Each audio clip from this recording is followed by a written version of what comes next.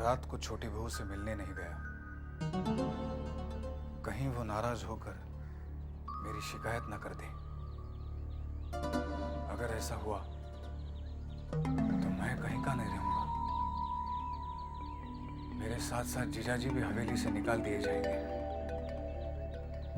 मेरी नौकरी भी चली जाएगी। सुविनय बाबू, जबा मेरे बारे में क्या सोचेंगे?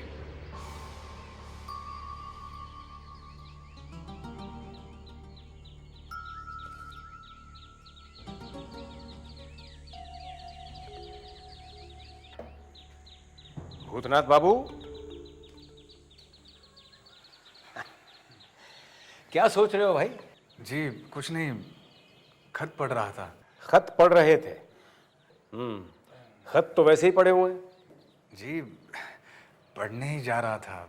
बाद में पढ़ लेना भाई। कल मेरे पिताजी की कहानी फिर अधूरी रह गई, तो मैंने सोचा कि आज शुरू से ही शुरू करता हूं। तुम सुनोगे ना? जी हाँ सुनूंगा। तो सुनो। मेरे पिताजी मां काली के भक्त थे, बहुत बड़े भक्त थे। त्वमेव जगत कारणम विश्वरूपम, गुरुदेव से ये मंत्र मिला था, और यही मंत्र जपते जपते मोहिनी सिंदूर इतना बड़ा हो गया, कच्चे से पक्का मकान बन गया। पिताजी, हाँ, माँ खाना नहीं खा रही है। मुझे जाना होगा। कल से इसकी माँ की तबीयत और भी बिगड़ गई है। अब अगर वो खाना खा लेती तो आज पिताजी की कहानी मैं पूरी की पूरी सुना देता। खैर, फिर सही, मैं चलता हूं। तुम खत पढ़ो।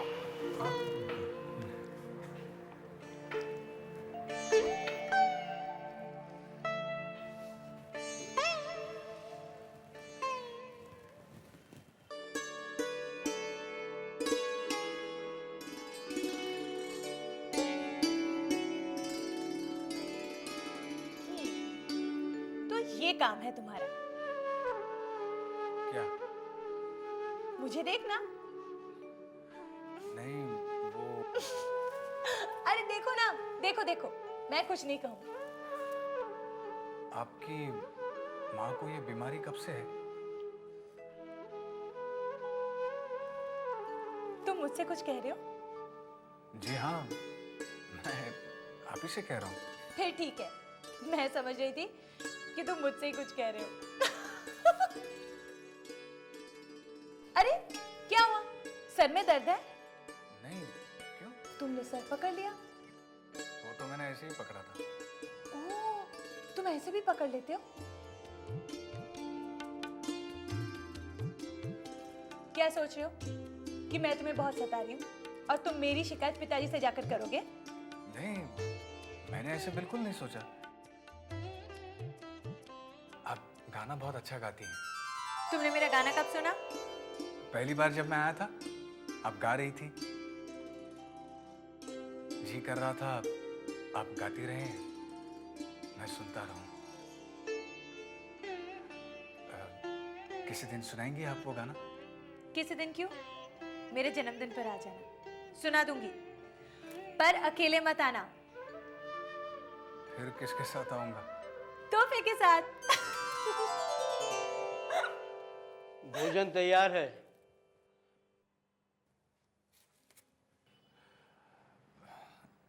एक बात बताइए, भंडार से सामान कौन देता है? मैं देती हूँ। क्यों? नहीं, कुछ नहीं, ऐसे ही पूछा।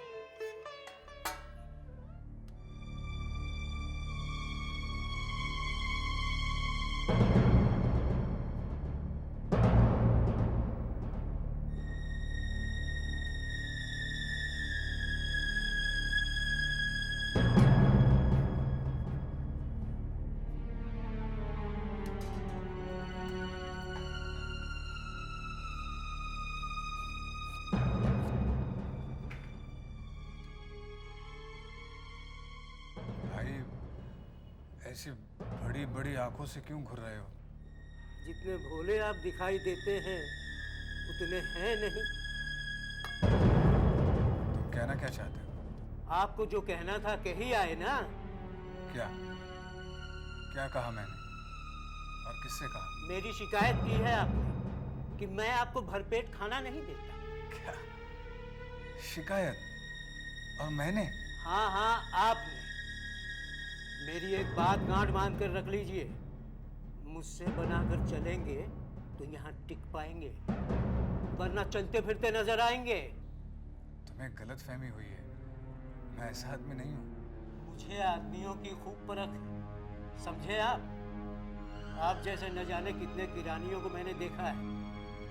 भला चाहते हैं तो आगे से सोच समझ कर चलिएगा, वरना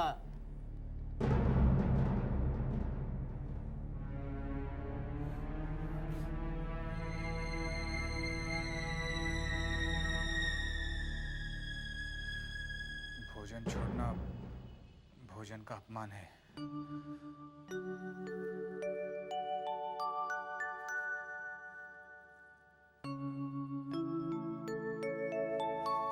कल से मैं दफ्तर में भोजन नहीं करूंगा। सुविनय बाबू होते तो मैं आज ही बोल देता। कल बोल दूंगा उन्हें मेरे हिस्से का अनाज ना दे। भला इतने अपमान के बाद निवाला गले से कैसे उतरेगा? मैं बोल दूंगा उन्हें। अरे भंडार में अनाज की कमी है? आखिर तूने क्या सोचकर एक शरीफ लड़की के साथ ऐसा बर्ताव किया है? अब यहाँ क्या खड़ा है? उठा अपना बोरिया बिस्तर और दफा हो जा। किसी भी अहंकारी को मैं अपने यहाँ नौकर नहीं रखूंगा। दोबारा ऐसी गलती नहीं होगी मालिक, इस बार माफ कर दीजिए। माफ कर दूंगा। तू और एक घड़ी यहाँ रुका तो मैं तुझे साफ कर दूंगा। भूतनाथ बाबू, सच बताना, इसने तुमसे क्या क्या कहा? जी, इसने ऐसा कुछ नहीं कहा। इसने जो कहा वो मैं सुनना चाहता हूं, फिजूल की बात नहीं सुनना चाहता। जी, इसने महज इतना ही कहा कि मेरा अगर इसके साथ ऐसा ही रवैया रहा तो मैं यहाँ टिक नहीं पाऊंगा, लेकिन अपमान नहीं किया। अपमान करने को और रही क्या गया था? तुम्हें दो जूते मारता ये। तू यहाँ खड़ा रहा तो मैं तुझे जूते जरूर लगाऊंगा। जा यहाँ से, जा। मेरी समझ में नहीं आता भूतनाथ बाबू, तुम नौजवानों की पीढ़ी इतनी दबकू क्यों है? जिसका जी चाहता है तुम्हारी तौहीन कर जाता है। एक तरफ तो गुंडों के डर से तुमने औरतों को पर्दे के पीछे छुपा रखा है, और दूसरी तरफ 33 करोड़ लोगों ने देश को, खुद को गोरों का गुलाम बना रखा है। चुल्लू पर पानी नहीं मिलता तुम लोगों को डूब मरने को। जी, मैं समझ नहीं पा रहा हूँ। आप तुम सच को छुपा रहे हो, मगर जबा ने मुझे सब सच बता दिया है। हाँ, जब महाराज तुम्हें धमकी दे रहा था तब मैंने सब सुन लिया था। ये बात तुमने मुझसे अभी तक कही क्यों नहीं? कहते कैसे पिताजी? चोर तो ये मुझे ही समझ रहे थे ना। इनके हिसाब से भोजन का सामान मैं ही कम देती थी। क्यों? ठीक कह रही हूँ ना? भला मैं भोजन का सामान कम क्यों दूंगी? भरपेट भोजन देने के अलावा मेरा तुमसे संबंध ही क्या है?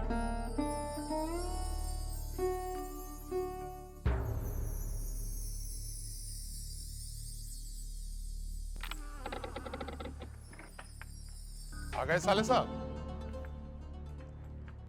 बंसी आपको कई बार पूछ चुका है। क्यों? ये तो मालूम नहीं, जाके मिल लो। ठीक है।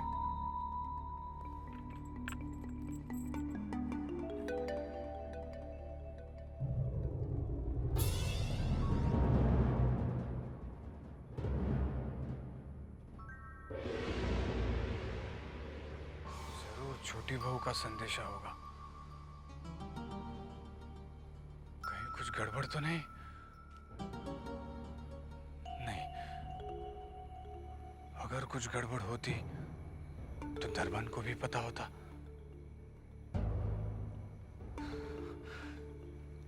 आखिर ये छोटी बहू मुझसे चाहती क्या है?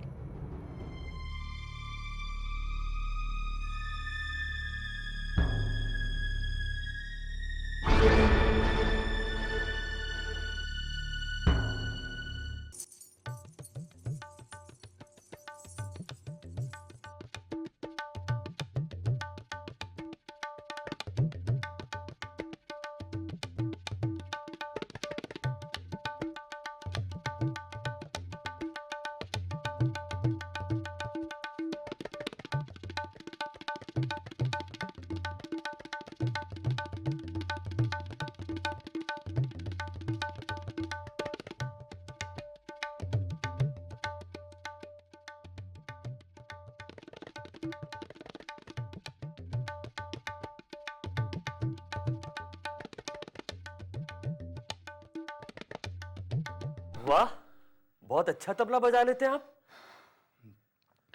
बस बजा ही लेता हूँ।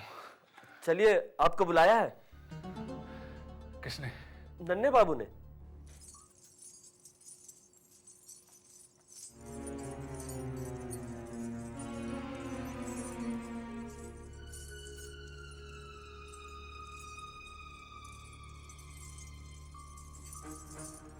हुजूर, हुजूर,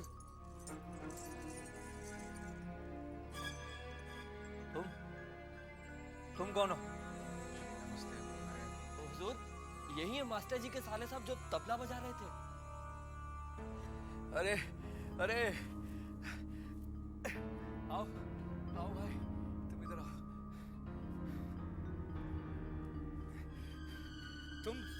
तुम तबला बजा रहे थे? जी गलती हो गई, क्षमा कर दीजिए। आइंदा ऐसी गलती नहीं होगी। अरे नहीं, हम चाहते हैं तुम ये गलती करो, बार बार करो, मगर हमारे सामने बैठ कर करो। तुम यकीन मानो, तुम्हारे इन हाथों में संगीत की देवी सरस्वती विराजमान है। जो तबला हमने आज सुना है, वो हमने पहले कभी नहीं सुना। ए, तुम उठो वहां से, उठो, तुम उधर आओ, आओ बेटा।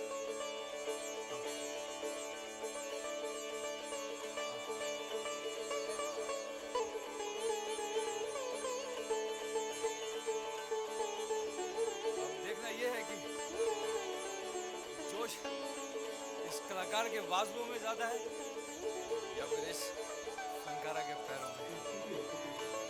शुरू हो जाओ।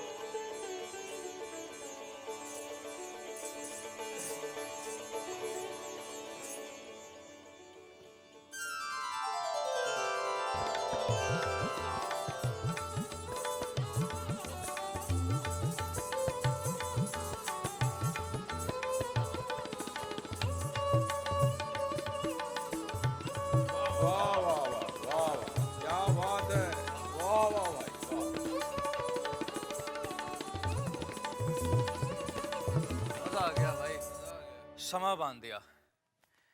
आज से ज्यादा मजा पहले कभी नहीं आया। काफी मेहनत हो गई, थोड़ी चलेगी? जी अरे भाई, ये देसी नहीं विलायती शराब है। मैं पीता नहीं।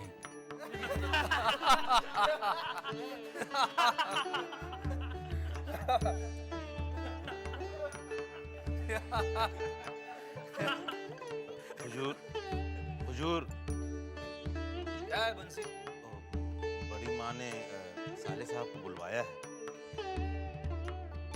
जाओ भाई, बड़ी माँ का हुक्म है। जी ठीक है, चलता हूँ। नमस्ते।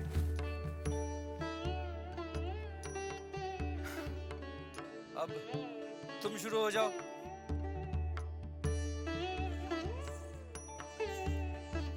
बड़ी माँ ने मुझे क्यों बुलाया? बड़ी माँ का तो बहाना था, नहीं तो नन्हे बाबू के पास से सुबह से पहले छुटकारा नहीं मिलता, और ये बहाना बनाने के लिए छोटी बहू रानी हमका बुलाई है। क्यों? अरे कल से वो आपका राह देख रही हैं, उनको आपसे कुछ बात करना है।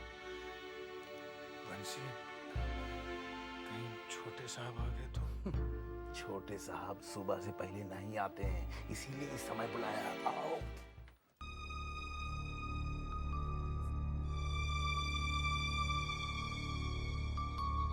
कौन है? क्या हुआ? ये कौन थे? ये है घड़ी बाबू, हवेली के बहुत पुराने नौकर हैं, समझे, बूढ़े हैं। इनका काम है हवेली की सारी घड़ियों का समय मिलाना और दूसरे का समय नष्ट करना। वो कैसे? हवेली के साहब और बहुओं को छोड़ के जो भी इनके सामने पड़ जाते हैं ना, वो का जबरदस्ती बैठाए कि जो उन किस्सा शुरू करते हैं तो घड़ी के सुई की तरह रुकते ही नहीं। बाकी है, चल जल्दी झूला क्या हो रहा है? बड़ी माँ हाथ धुआवत यहाँ है। 64 हो गया। अरे बहुत छुआछूत वाली हैं, अगर उनके ऊपर कौनो साया पड़ जाए या गलती से केहू से उनका हाथ छू जाए तो जाना तो कितने बार हाथ धोवा थी? कितनी बार? 64 बार हाथ धोवा थी, तब जाए के कहीं पवित्र होती। 64 बार।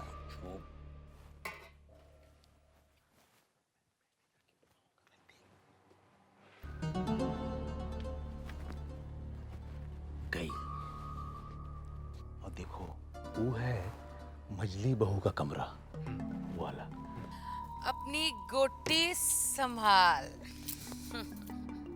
मजले बाबू तो अपन पूरा समय रखेल के साथ बितावत हैं, और मजली बहू बाग गोटी खेल के अपने दिल का दुख हल्का करा थी। रोज नया नया गहना बनावत थी, कबो हार तोड़वाए के कंगन, तो कबो झुमका तोड़वाए के बिछुआ। ई है हाल साले साहबी हवेली का। आओ चलो। देख तो जरा कौन गया है।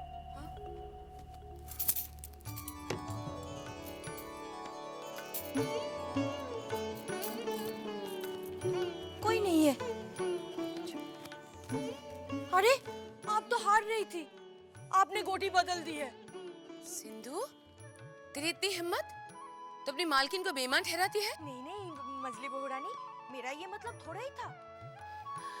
एक दासी से मालकिन हारे, तुझे अच्छा लगेगा क्या? मैंने तो वही किया है। चल खेल।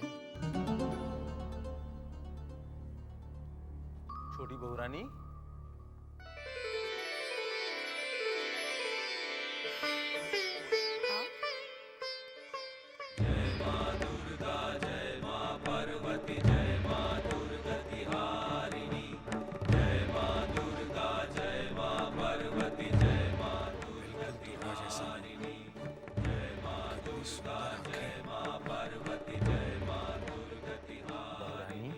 ये है साले साहब। मालूम है। बैठो। बंसी, तू बाहर खड़ा रहे और चिंता से कह दे कि थोड़ा नाश्ता भेज दे। जी अच्छा।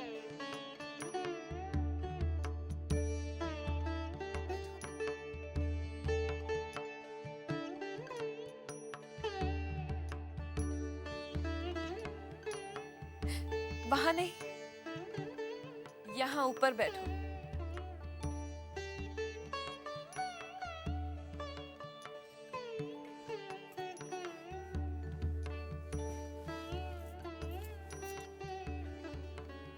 सब तुम्हें साले साहब कहते हैं। नाम क्या है ये तो बंसी भी नहीं जानता। होश संभालने से पहले ही माता पिता संसार से कुछ कर गए। सिर्फ बुआ ने ही देखा, उन्होंने ही मुझे पाला पोसा और नाम दिया भूतनाथ चक्रवर्ती। सबको सुनने में अजीब लगता है, आपको भी लगा होगा। बिल्कुल नहीं लगा। मैं तुम्हें भूतनाथ ही कहूंगी।